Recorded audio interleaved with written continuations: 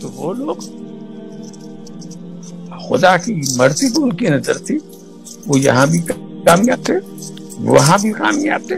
ذرا سا آپ دیکھیں امام علی مقام کے لیے دعا نبی نے یہ نہیں کی اے اللہ کربلا سے ان کو بچا لے،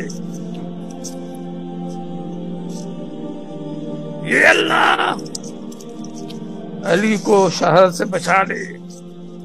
کبھی اپنے گھر والوں کے لیے ایسی دعائیں نہیں کی۔ نبی نے دعا ضرور کی مگر بچانے کے لیے نہیں کی، ان کو بچانے کے لیے دعا نہیں کی۔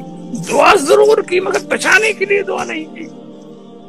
دعا کیا کہ اللہم آت الحسین صبرا واجرا،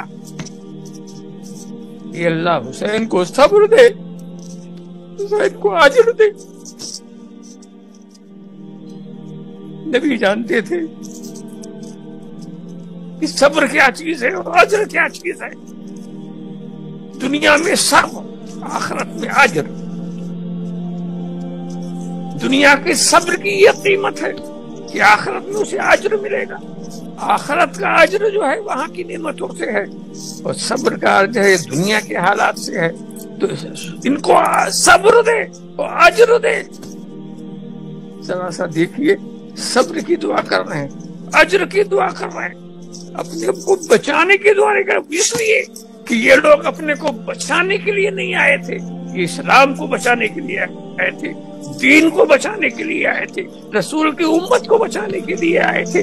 تو انہوں نے ان کے لیے دعا کی اگر اس کا بچنا میری شہادت پر موقوف ہے تو لے لے میری شہادت، مگر ان کو بچا دے، ان کو بچا دے۔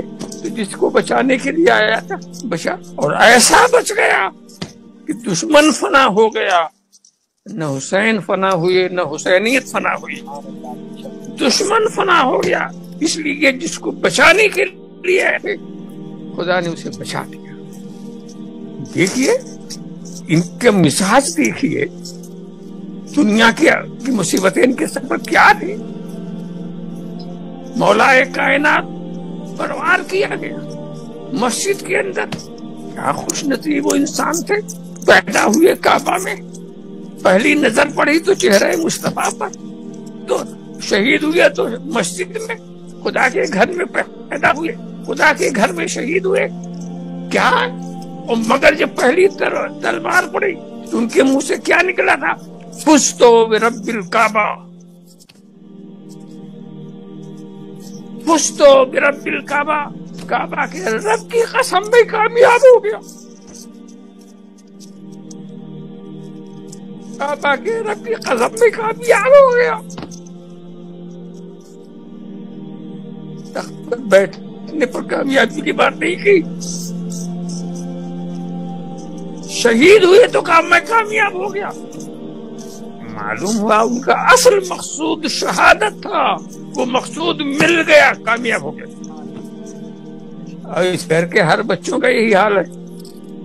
حضرت قاسم میدان کربلا میں اپنے چچا حضرت امام حسین سے میدان جنگ میں جانے کی اجازت مانگتے، چچا محبت میں دے نہیں رہا، چچا محبت میں دے نہیں رہا۔